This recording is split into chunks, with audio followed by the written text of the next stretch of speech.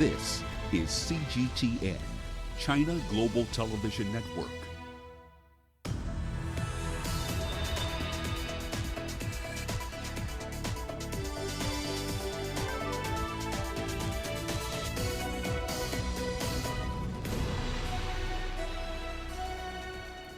Hello there, welcome to this edition of Global Business Africa. In the course of the hour, we'll run through all the business news stories you need to know about from Africa and beyond. Let's start with a quick run through the markets here for you. There's really no other way of putting it. Today's been a bloodbath for African equities. No different really, at least in that sense, in any of the last couple of weeks in that respect. Markets in Nigeria and Kenya down by over 3%. Nigeria's Bourse in fact is back to levels last seen in early 2016. And the Kenyan market was last at these levels in late 2003.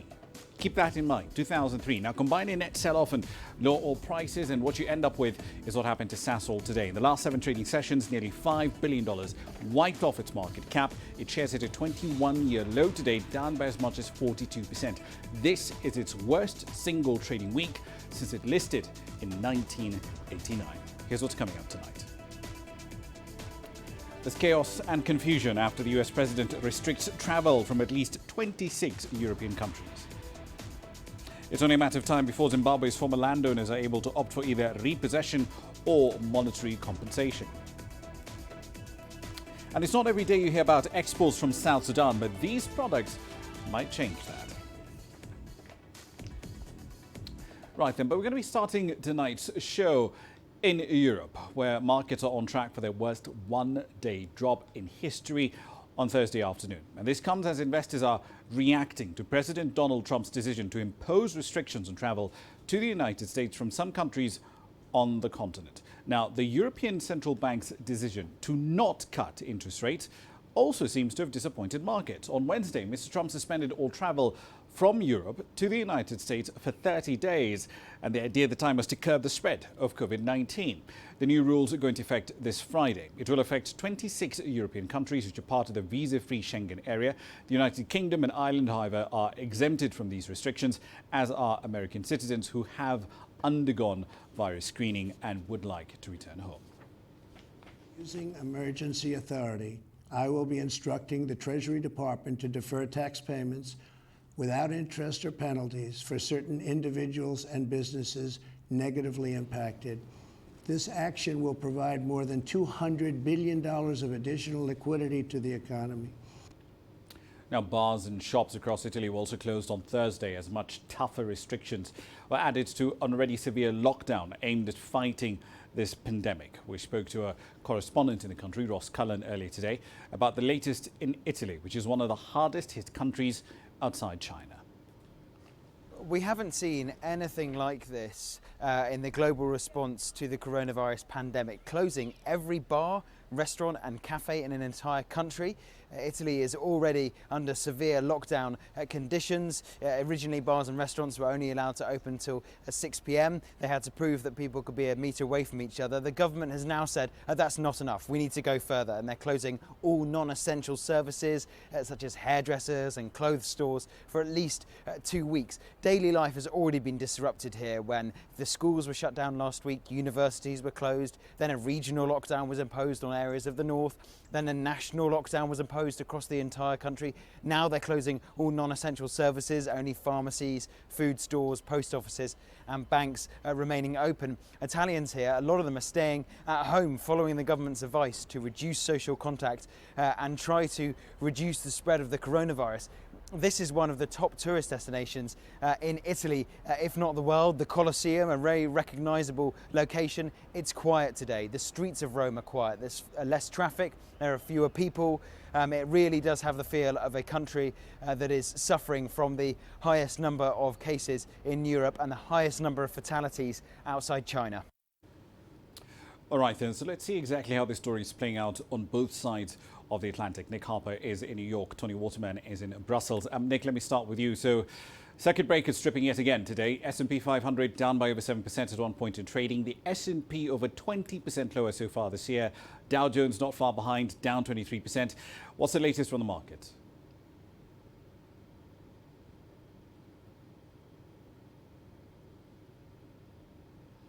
All right, it seems we're having problems with the link there to Nick. But Tony, European markets also essentially in decline today, not any different from what we're seeing across the Atlantic. FTSE 100 down 26% or so. The CAC 40 not far behind. The DAX 26% in the red.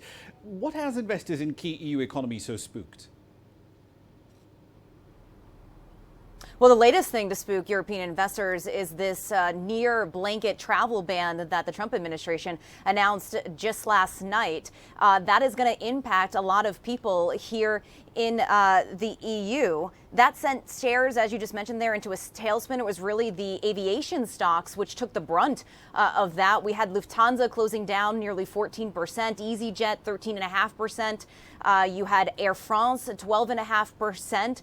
They really are the ones taking a beating here. Analysts from Bear Stearns said that 3,500 flights every single week could be impacted, something like 800,000 passengers. We have other estimates which put that number into the millions. So it could have a very large impact. Also, this is a sign from investors that they're losing confidence in the ability of European and American officials to really bring this problem under control. Indeed, and Nick Harper's back with us from New York. So Nick, circuit breakers stripping again on your side of the world today. S&P 500 falling by over 7%. What's the latest from the markets in the United States? Yeah, Ramah, it's certainly not looking good. We've got less than 2 hours of trading. Markets are down. We've seen a massive sell-off during the course of the day. Just a couple of moments ago, the Dow was down by 7.4%, S&P down by 6.8%, the Nasdaq down by 6.6%. At one point, the Dow Jones was more than 9% down. At that point, it was heading towards its biggest one-day percentage drop since 1987. That's 33 years. It would have been a huge headline if that had been the case. But over the last hour or so, we've had an announcement from the US Federal Reserve saying that they're going to pump a ton of money into the economy to try and stabilize things. We've seen markets react positively to that. They've increased by about 1% or 2%, but still deep in negative territory. Trading was stopped earlier in the day. You mentioned those circuit breakers.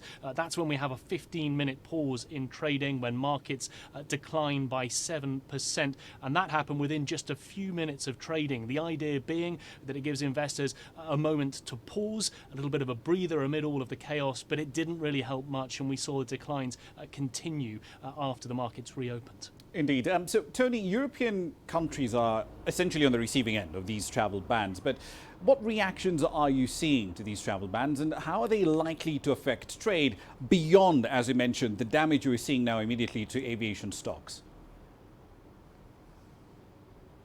Well, it's funny because last night in the Oval Office, President Trump said that this ban would extend to goods, but the White House quickly corrected that mistake and said it's not on goods, it's just on people.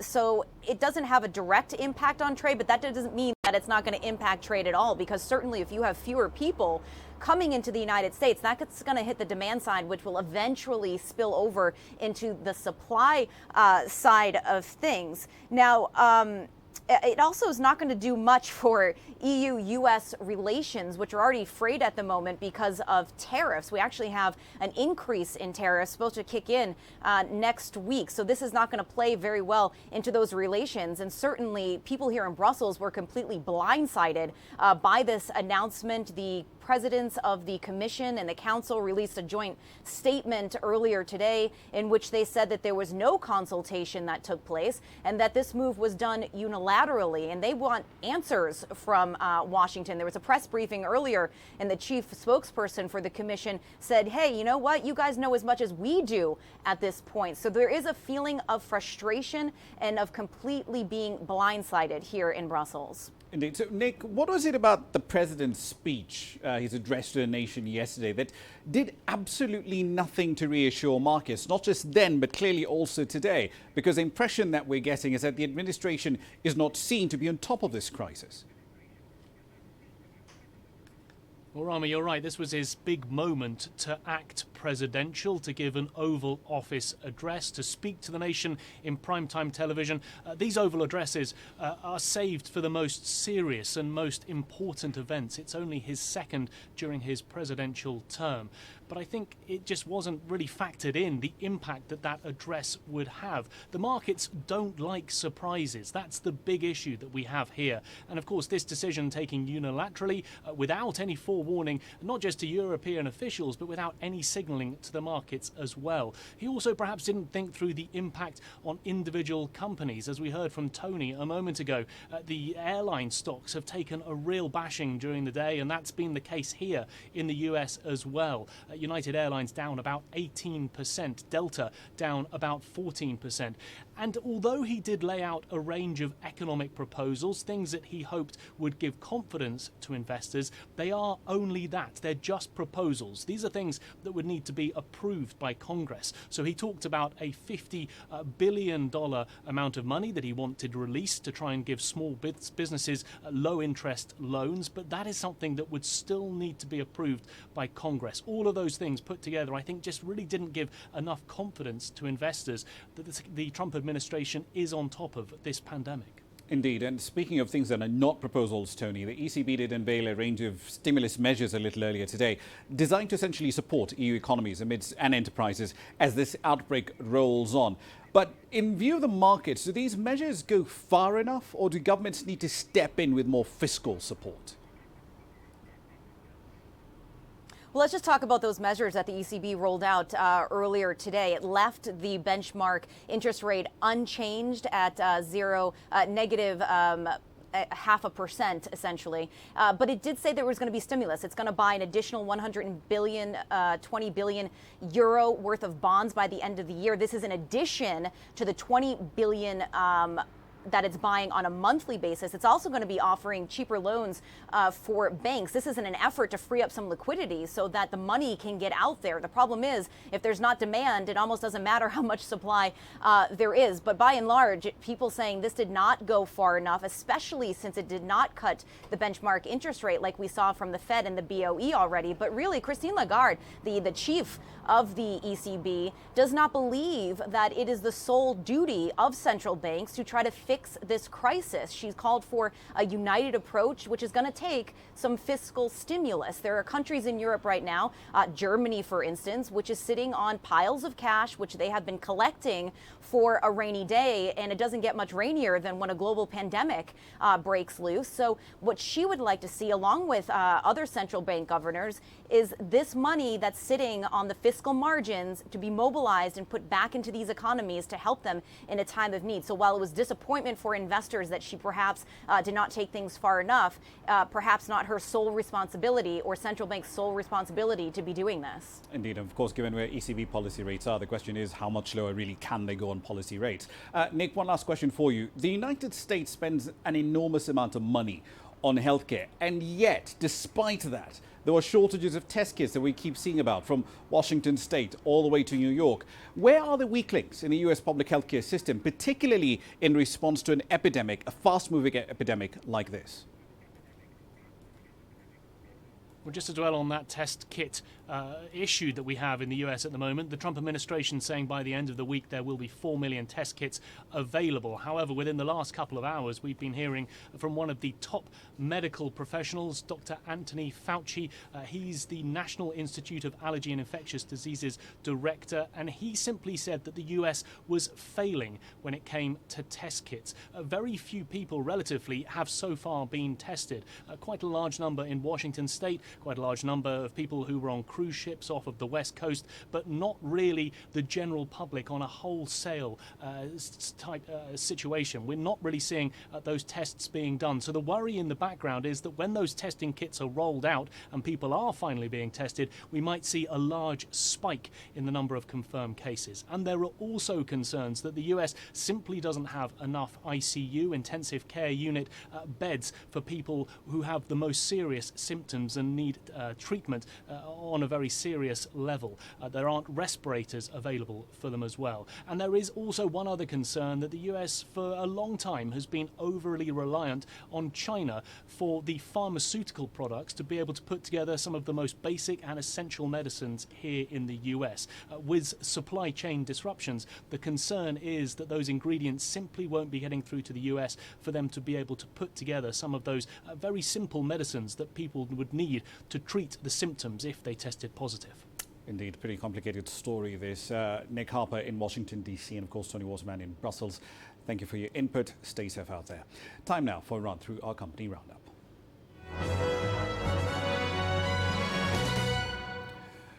Now let's start with Sasol. Its share price was down 40% in opening of trade on Thursday morning. Its share price has now lost 95% of its value since April last year. It's been a week of stocks crashing pretty much right around the world. Sasol has been the worst performing share in all emerging markets.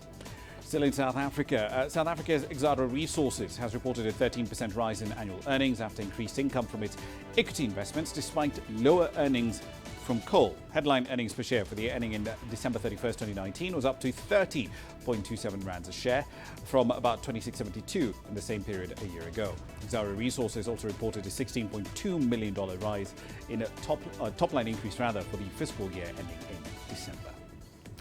Elsewhere, Royal Dutch Shell's onshore Nigerian subsidiary saw a 41% rise in the number of crude oil spills due to either theft or pipeline sabotage last year. The Shell Petroleum Development Company of Nigeria also recorded a rise in the volume of oil spills in the Niger Delta as a result of illegal activity to 2,000 tons in 2019, up from 1,600 tons a year earlier. And finally, in East Africa, Kenya's top lender by assets, KCB Group, says its pre-tax earnings for 2019 were up 7.5% to $359 million. Kenyan bank shares did surge late last year after the government removed a cap on lending rates, which had been imposed in September 2016, allegedly to lower the cost of credit. KCB says it does expect robust lending growth this year in the wake of that decision. That's a run through your company headlines.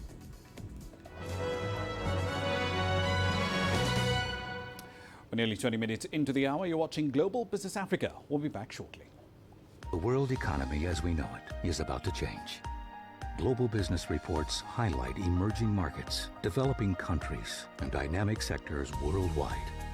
We feature top analysts and newsmakers to provide perspectives on every facet of business. From an on-the-ground perspective, we provide you with balanced and objective assessments. Fast, sharp, and insightful. Global Business, only on CGTN.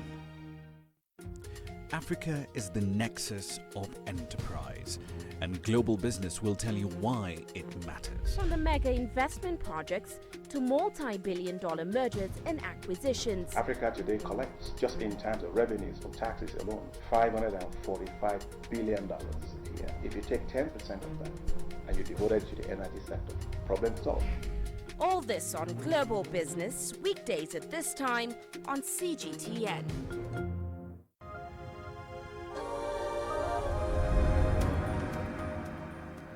Welcome back to the program. Now, the decline in oil prices, Brent crude is down over about 50% so far in the year.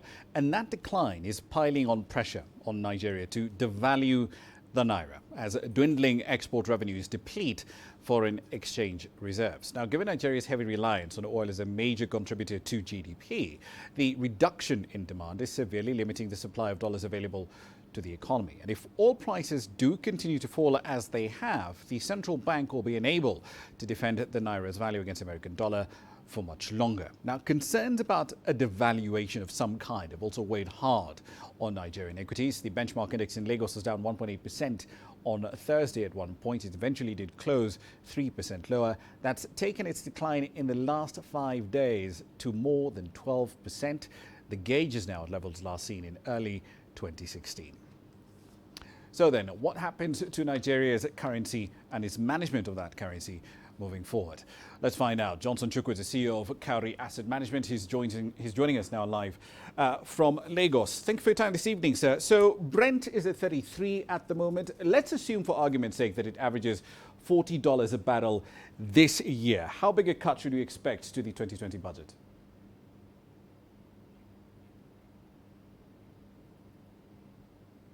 Thank you, Ramah, for having me. Should Brent average $40 per barrel this year? The cut in the federal government budget will be quite severe. Remember that last year, average crude price OPEC basket was about $64 per barrel. So, and at last year, the federal government total revenue was just about 2.9 trillion naira at the end of the third quarter of last year. So should crude price drop to $40 per barrel, then the budget will be difficult to implement because the budget has a recurrent expenditure of about 7.3 trillion naira of the 10.5 trillion naira budget. And of that revenue projections, of the entire revenue projection of 8.4 trillion naira, oil and gas, crude sales is supposed to account for about 2.6 trillion naira. So at the price of $40 per barrel, remember the only problem is not just that the price is coming down, we're also dealing with oversupply in the market where Nigeria's cargo is not able to find market. So, I mean, the group managing director of NNPC only said yesterday that about 50 cargo of April deliveries have not been able to find market in the global oil market. So you're dealing with an oversupply of the market, which is making it possible to sell even the 2.18 million barrels the government plans to produce. So you're leading with a double whammy. Crude price drop of close to $30, and then excess supply where you can't even sell the volume of crude production produced by the country. If I may just follow up very quickly on that, sir. The fact of the matter is that Nigeria has has light sweet crude, right? Low sulfur content, relatively low viscosity. It's essentially the sort of stuff that refiners would die for. So why is it difficult to sell this kind of a product?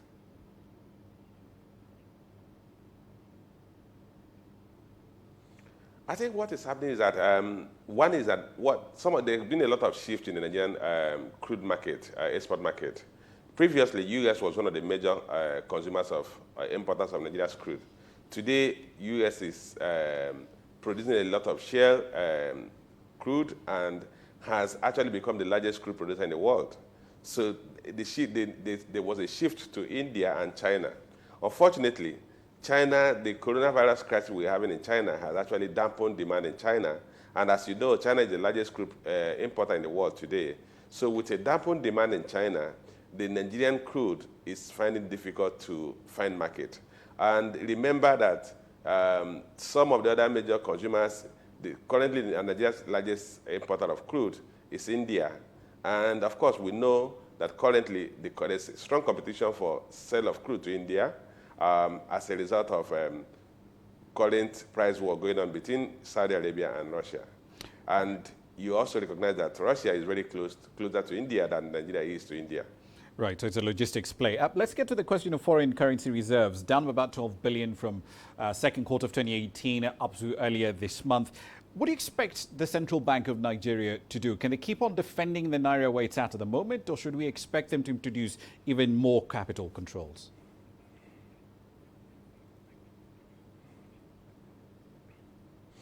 I think the Central Bank is actually in a difficult situation. One is that if it introduces further capital controls, that will amount to pressing the panic button, and a lot of people want to exit the market, Nigerian market, including foreign portfolio investors, who are actually serving as part of the cushion in moderating the level of erosion of the reserve. So I don't think the Central Bank can afford to press the panic button as it stands today.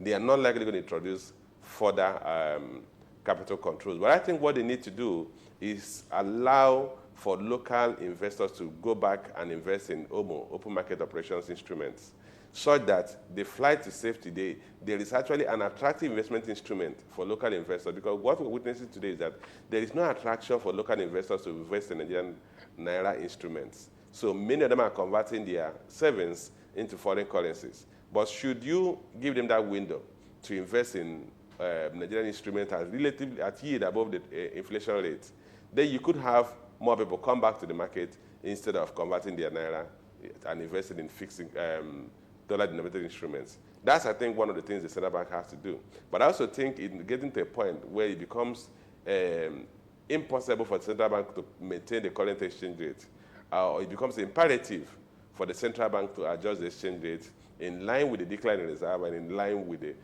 drop in foreign exchange earnings.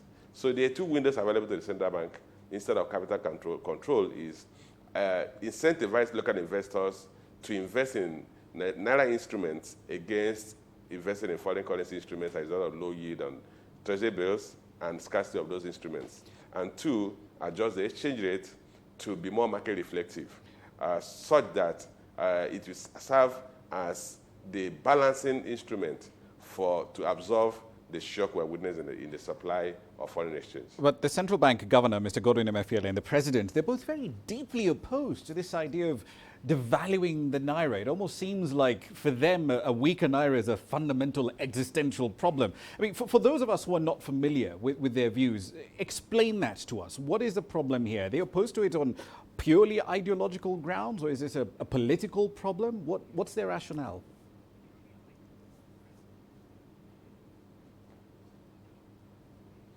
Ramah, I think it's more of an ideological issue. Remember the President Muhammad Buhari had his primary experience, initial experience as a military leader. He came from a background that is a command and control system. And he also has this orientation that you need to maintain stable exchange rates so as to not affect the poor masses negatively. But unfortunately, your exchange rate will be driven by your foreign reserve, your foreign exchange earnings, and your export and your import values. As it stands today, the import has not been able to decline. We saw the trade figures for fourth quarter of last year, and we saw that import trade has actually remained strong or actually increased, while our export decreased. So your foreign exchange earnings in fact, we are currently witnessing a negative balance of trade. And with a negative balance of trade at a period when capital flow has actually declined. Entire capital flow in fourth quarter of 2019 was only $3.8 billion, a drop from $5.6 billion in the third quarter. So these factors have made it imperative that the central bank must recognize that the concept of maintaining exchange rate, fixed exchange rate, it will be difficult to sustain unless you have the foreign exchange earnings to meet up with the demand. Right. Just one last question for you, sir, very quickly as we wrap up this interview. Assuming the country does devalue the Naira, let's assume that the CBN's watching this and they take your advice. Would you also advise them to go for an IMF program in the same way that Egypt did?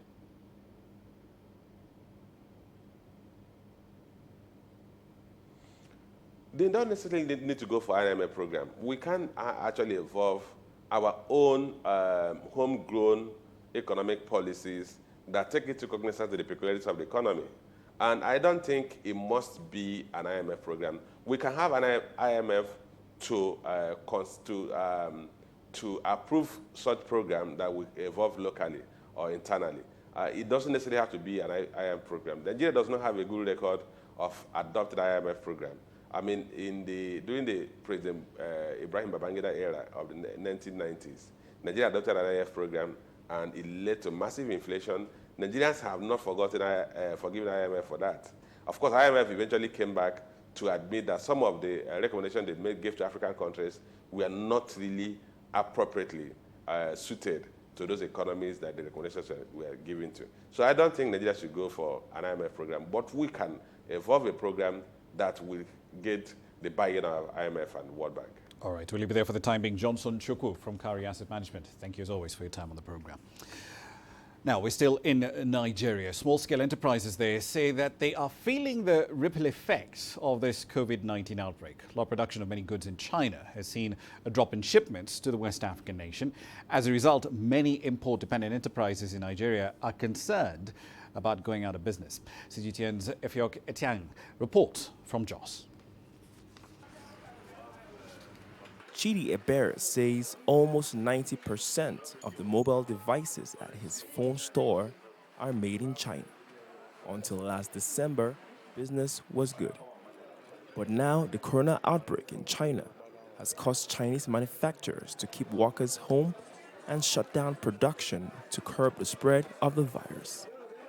Ebere says if things don't return to normal soon, his business in the Nigerian city of Jos might not last another 6 months. It has not been business as usual. The sales have dropped.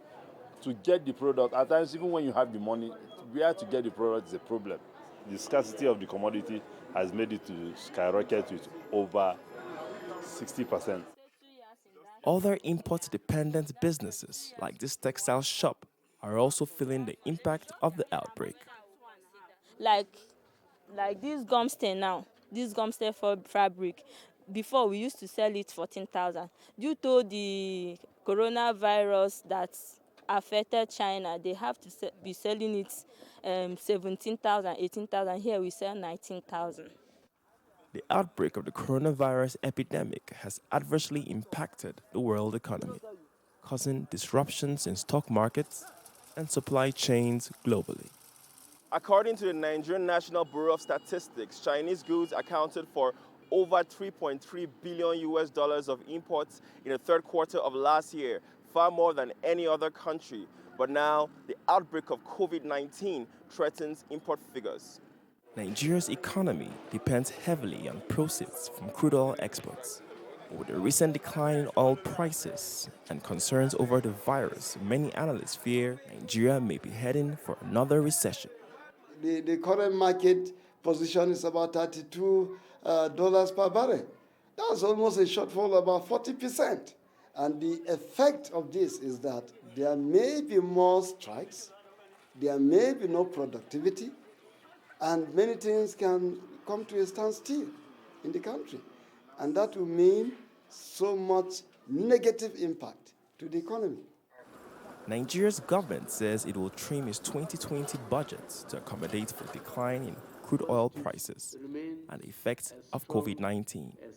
But for small-scale business owners like Ebere, they can only hope for some relief soon. Ifyok Etang, CGTN, Jos, Nigeria. The Kenya Private Sector Alliance has conducted a survey on the expected impact of the coronavirus on the Kenyan economy. Now, the data that it's collected from its members is crucial, and it will be used to inform public policy responses and the development of a response and mitigation plan. Now, the plan ideally should minimize the impact of this outbreak on the East African economy. Here's CGTN's Alexander Majala with the details. Thank you, Ramah. So economies around the world are starting to feel the impact of the novel coronavirus. Now, while global cases are increasing daily, with South Korea, Iran, Italy, and France and Germany recording the highest numbers of reported cases outside China, there are still 0 cases in the East Africa community. Kenya's private sector, however, is not taking any chances. They have unveiled a plan to mitigate the effects of the virus on the economy after conducting a survey. If you look at private sector worldwide, the way private sector works, it's organized together in associations like ourselves. We're an umbrella body of the private sector in Kenya, meaning that we bring all the associations together in one body and private sector. And then that way allows us to engage on issues of business with the different partners. A total of 127 businesses drawn from 17 sectors took part in the KEPSA survey that furnished this report. Now, those sectors are showing up on your screen right now, and they include tourism, manufacturing, agriculture, professional services, among others.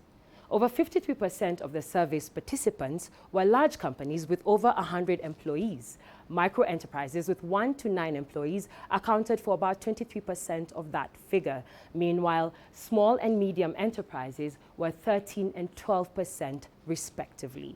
So, 61% of the businesses surveyed say that they have already felt the effects of COVID-19. Meanwhile, 84% have experienced a very low to moderate impact of the virus on their activities. Now, let's move on to individual sectors. ICT, manufacturing, mining, and quarrying are some of the hardest hit sectors, with tourism, agriculture, and forestry, as well as arts and entertainment, hot on their heels. Meanwhile, the real estate sector bore the least of the brunt, and that's not at all surprising. So COVID-19 has also dealt Kenyan businesses with some financial losses, although so far those have registered in a relatively minimal way. So far, 82% of businesses are reporting losses of less than $50,000, while 61% are reporting losses of less than $10,000. Now, while the virus hasn't found its way to the East African community just yet, the bloc's links with the rest of the world in terms of trade and foreign direct investment exposes it to the risks.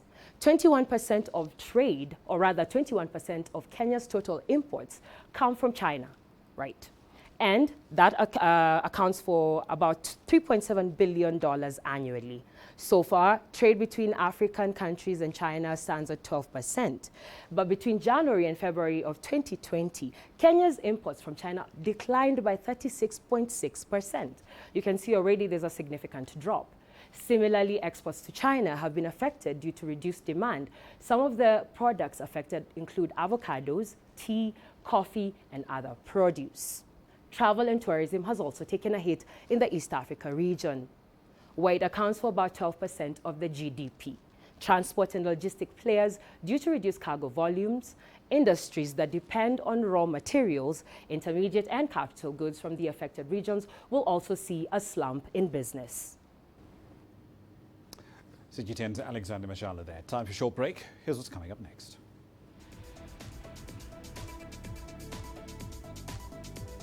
Iran turns to the IMF for emergency funding to help fight the coronavirus outbreak.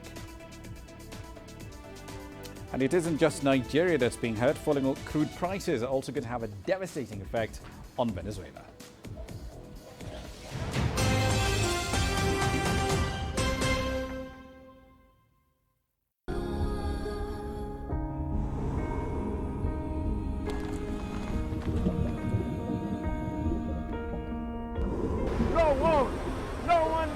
Again, he can hold in guns. Machine guns from police forces towards the protesters.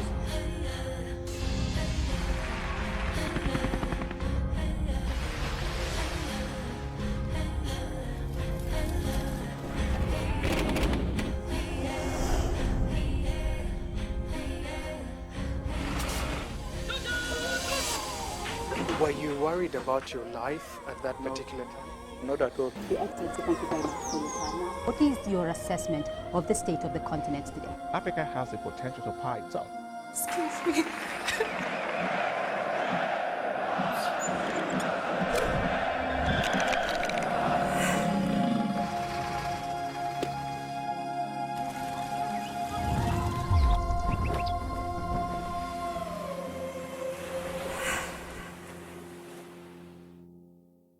Business in Africa is at a crossroads. We celebrate those who are adopting and thriving despite the challenges, from grassroots to big businesses. Global Business takes you along for the ride as we track the making of a giant. Only on CGTN.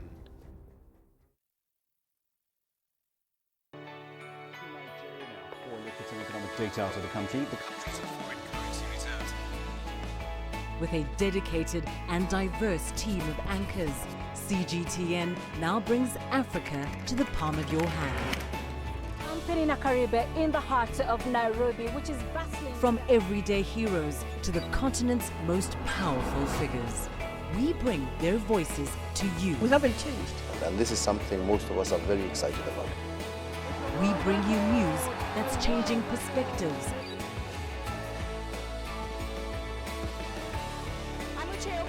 Reporting from Nairobi City Center. News that brings Africa to the world.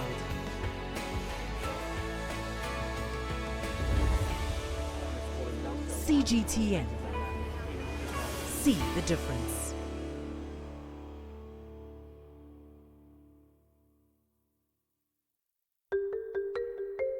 How will your world change today?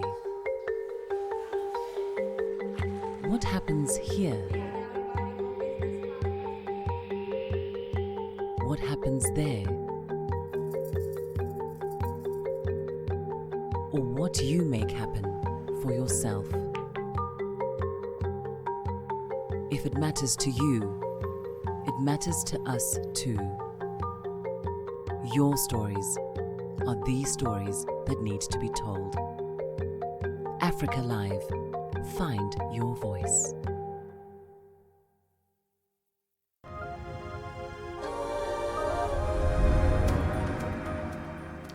Welcome Welcome back to the program. Let's head over to Iran. It's asked the International Monetary Fund for emergency funding to help fight the COVID-19 outbreak over there.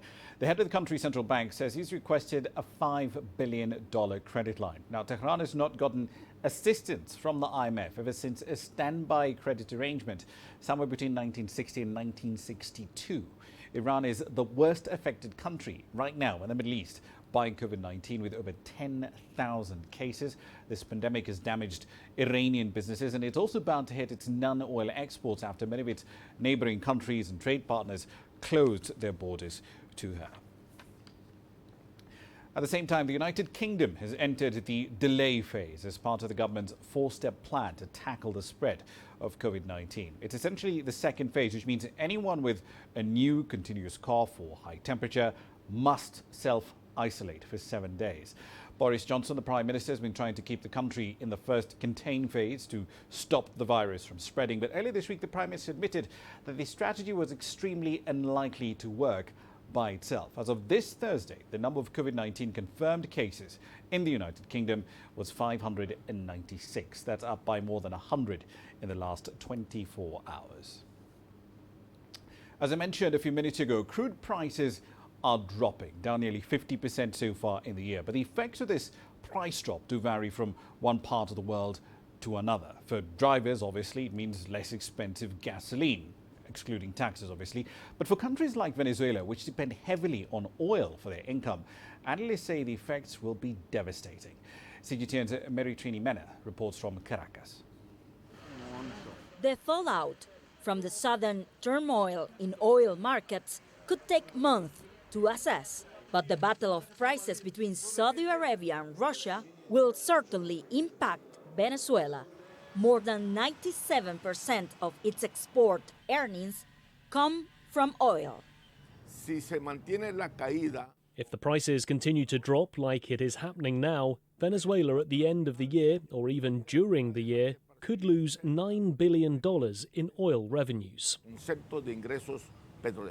Venezuela's oil output has fallen by about 35% since the U.S. imposed sanctions in January 2019.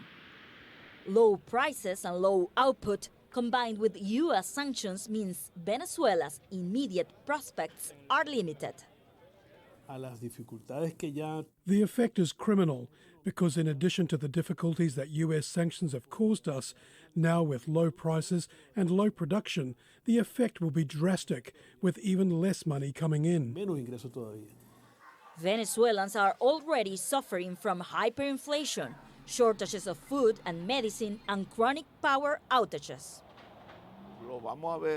We will see the effects in a bigger restriction of the national budget and cuts in public spending. This will have a multiplier effect in the incomes of Venezuelans and less money available for the government to import food and medicine. After decades as a dominant player in the oil industry, Venezuela's state oil company PDVSA started to unravel when oil prices fell in 2014. Corruption, mismanagement, and brain drain have all played a part. And now, as prices drop and the decline in the demand for oil advances along with the coronavirus pandemic, Venezuela's oil-dependent economy is likely to fall deeper and deeper into depression. Meritrini Mena, CGTN, Caracas. Now, the COVID-19 pandemic has pushed many companies to expand their business online, and some of them are not quite what you'd expect. Furniture shopping, for example. The world's leading home furnishings retailer, IKEA, has opened its first online store, as Zhang Xichuan now explores. All of IKEA's 30 stores on the Chinese mainland closed on January the 30th and didn't reopen until last week when some gradually resumed business. As of this Monday, nearly half the company's brick-and-mortar stores have reopened, but in the meantime, there's been a big change.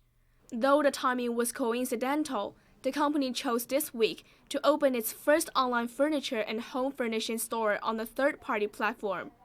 They think it's perfect for the China market. Don't forget, Tmall store is one component of the transformation, which we would like to leverage and be accessible to the more Chinese customers. We have announced here 1.8 billion RMB investment for our business in China. So China market remains our main strategic market for IKEA. The virtual store makes Tmall the first and only third-party marketplace to offer products and home furnishing solutions outside of IKEA's physical stores and the company's own digital channels. It will offer about 3,800 products, about 40% of everything IKEA makes.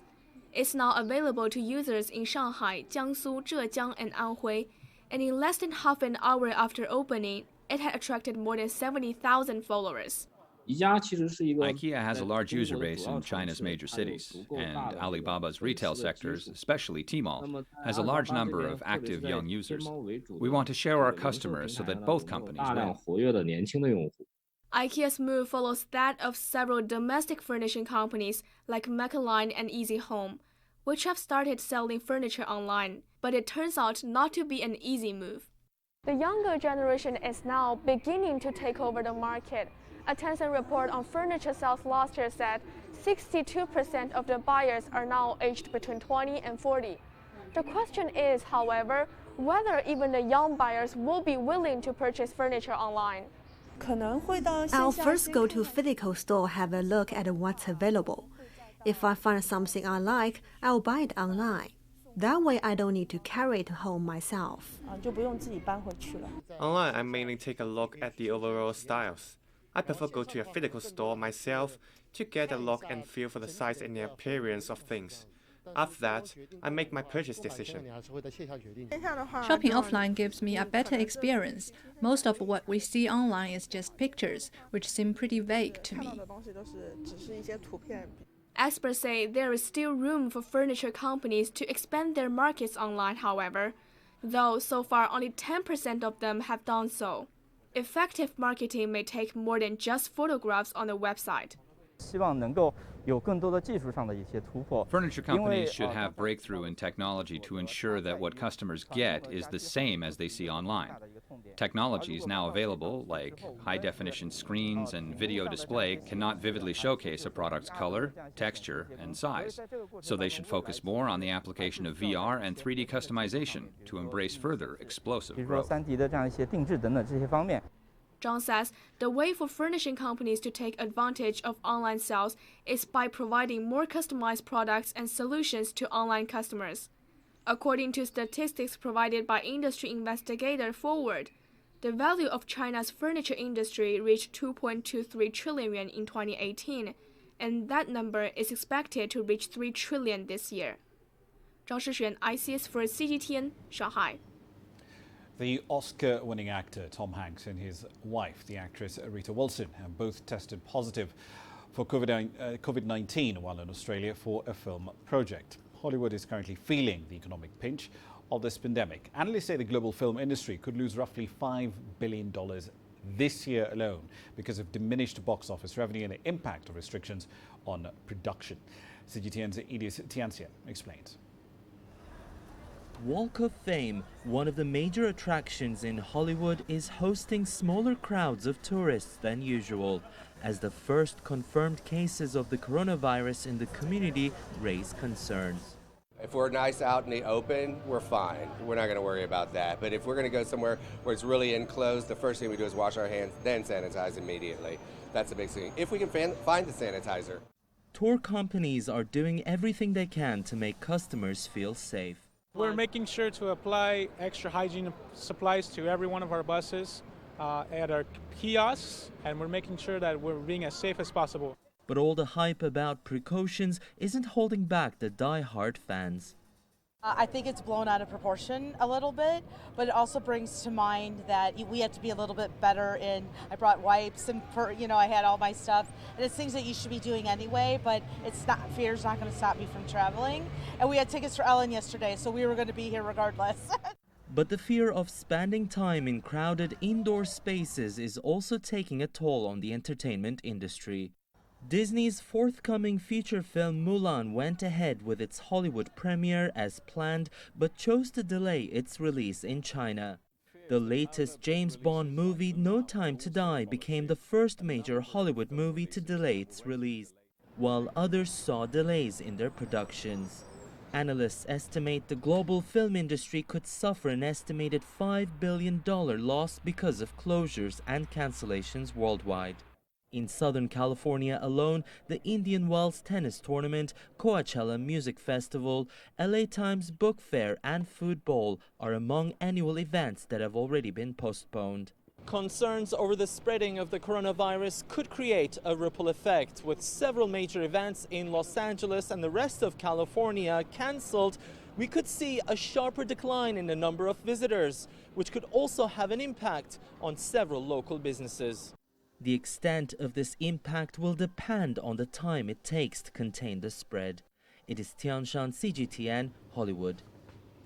All right, a quick run through commodity prices here for you. Again, bloodbath, that's really the theme of any of the markets we covered today. Brent crude 5.5% lower at 15.55 GMT in the wake of the travel restrictions imposed by the United States on European countries. In part, of course, a reflection of that is reduced fuel demand from the aviation sector. But even at these levels, Brent is down by about 35% just in March alone. Even the other assets that were relatively strong, palladium, for example, that's also heading south. It was down 25% today, under $1,800 an ounce. This, remember, was one of 2019's best performing commodities, but it has not been spared in a market-wide rout. Even gold not being spared, down 4.2% at 1,600 GMT.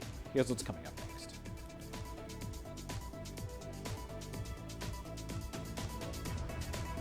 A South Sudanese entrepreneur has a trick up her sleeve to put the country's commodities on the global map. And Tanzania's government wants traders to stop importing banned plastic bags or face legal action. Images may appear to be identical, but looks can be deceiving. The difference is not always obvious. It has to be discovered. There are always different sides to a story. We put the focus on the details. To see more, to understand better. CGTN. See the difference.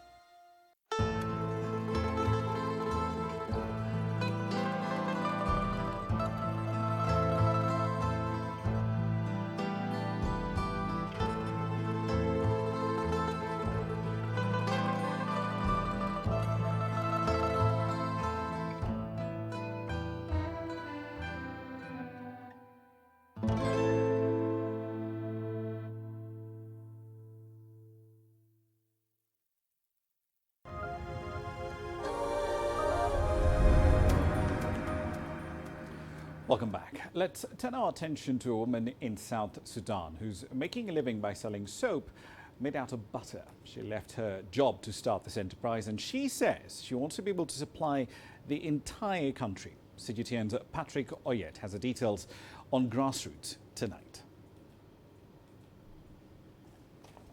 Most of the commodities in South Sudan's shops are imported, but one lady is trying to change that. Fiona Chichi is making soap, shampoo and candles in her parents' house and supplies it to the market. The products are made from shea butter, and her motivation is partly to help the planet. One of the major things that motivated me to start this business is the way the women live, their livelihood. They cut down trees to sell, and sometimes cut down these trees to create charcoal. So to me, it was a heartbreaking experience to me, because we are actually we're not preserving our natural resources. Ms. Chichi says getting the first product out was more challenging than she had planned, and other challenges followed. Most of the clients don't believe on products made in South Sudan.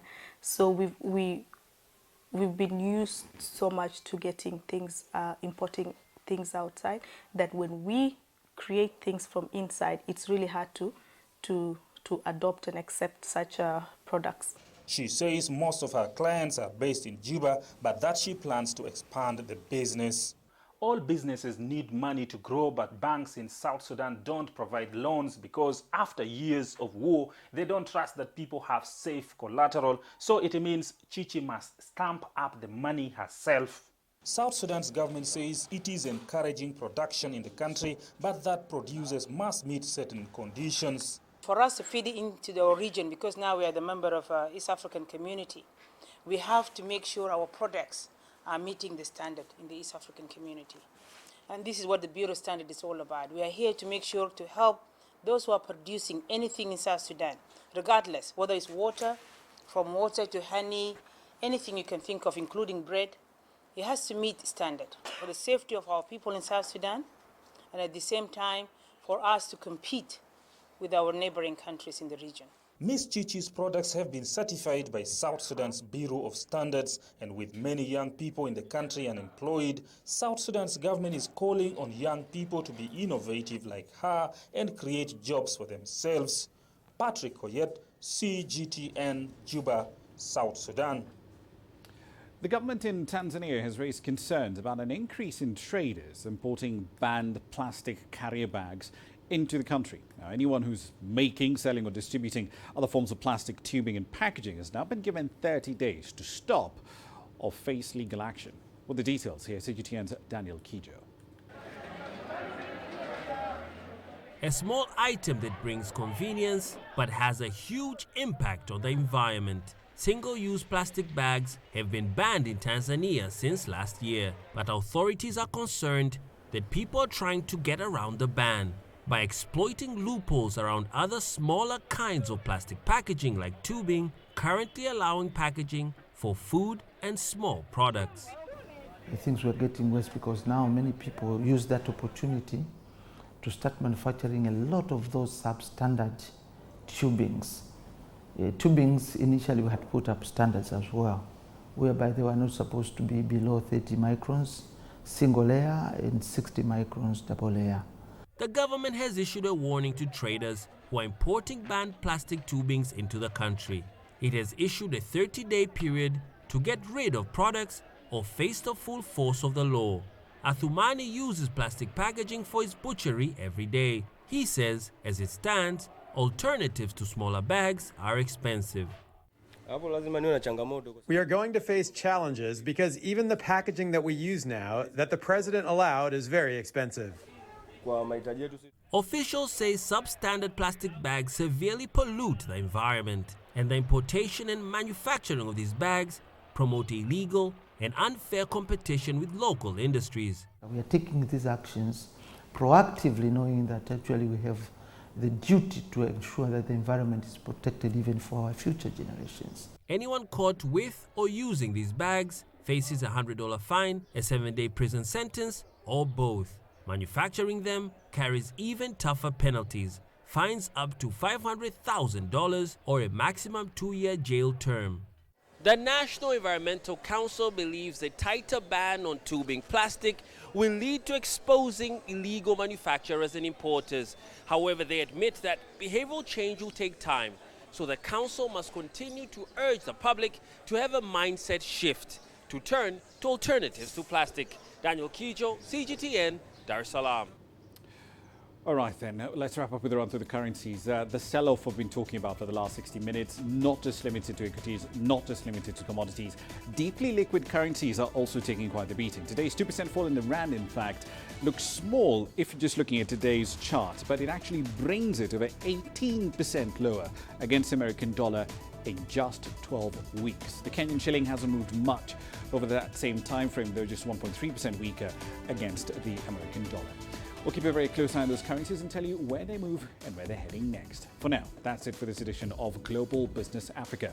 As always, we'd like to hear your thoughts on the content you've seen on the program. There are many ways to get your thoughts back to us, all of them on your screens right now. I'm Ramah Nyang in the Kenyan capital, Nairobi. Thank you for your company in the last hour. The World Today is up next from Washington, D.C.